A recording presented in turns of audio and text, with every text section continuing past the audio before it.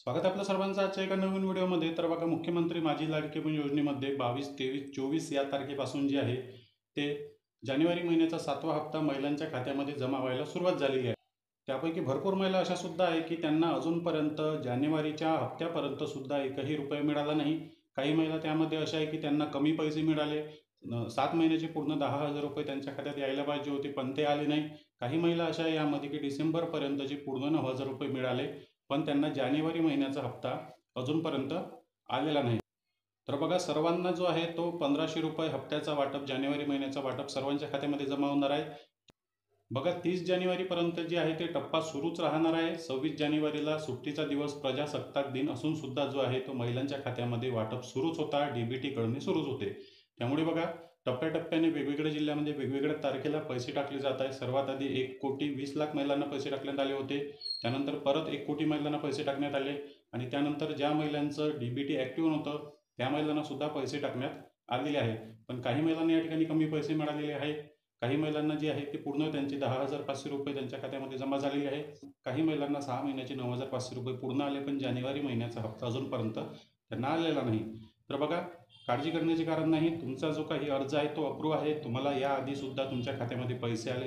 तुमचं पोस्ट बँकमध्ये अकाउंट असेल किंवा कोणत्याही बँकेमध्ये अकाउंट असेल, काहीच प्रॉब्लेम नाही. 30 जानेवारीपर्यंत तुमच्या सर्वांच्या खात्यामध्ये जे आहे ते पैसे जमा होणार आहे.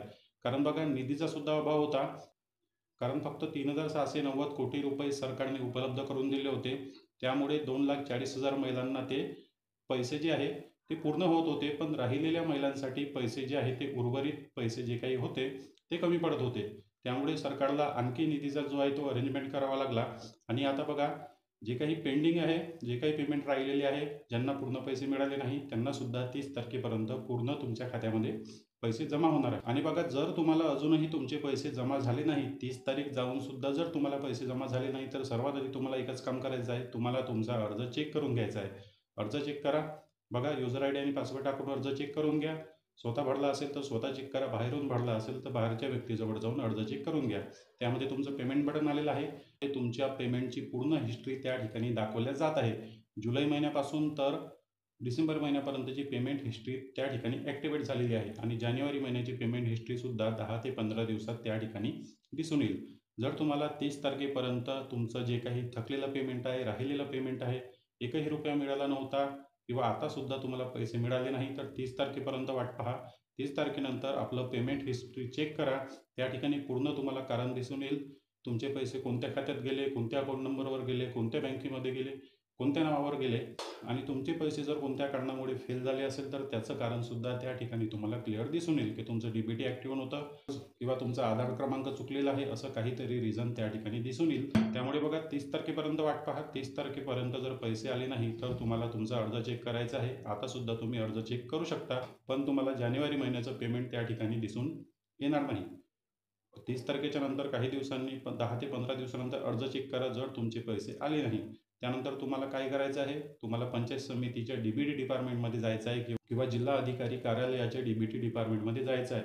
बघा, जाण्यासाठी भ्यायचं नाही, कारण आपण कोणत्याही सरकारी कार्यालयात डायरेक्ट जाऊन आपली माहिती घेऊ शकतो आणि ते अधिकारीसुद्धा तुम्हाला पूर्ण माहिती देऊ शकतात. त्यासाठी DBT डिपार्टमेंटमध्ये भेट द्यायची. त्या ठिकाणी आपला अर्ज क्रमांक, आधार क्रमांक, बँक अकाउंट नंबर, जे काही डिटेल तुमच्याकडे आहे ते सर्व डॉक्युमेंट सोबत न्यायचे आणि त्यांना पूर्ण माहिती द्यायची की आमचा अर्ज अप्रूव्ह आहे, आम्हाला अजूनपर्यंत एकही रुपया मिळाला नाही आणि आता जानेवारी महिन्याचा टप्पा वाटप झाला असून सुद्धा आम्हाला त्या ठिकाणी पैसे मिळालेले नाही. तुमचं 100% समाधान त्याच ठिकाणी होणार. दुसरा कोणताच उपाय नाही, दुसऱ्या कोणत्याच मार्गाने तुम्ही जे आहे ते तुमचे पैसे तुमच्या खात्यामध्ये जमा करू शकत नाही.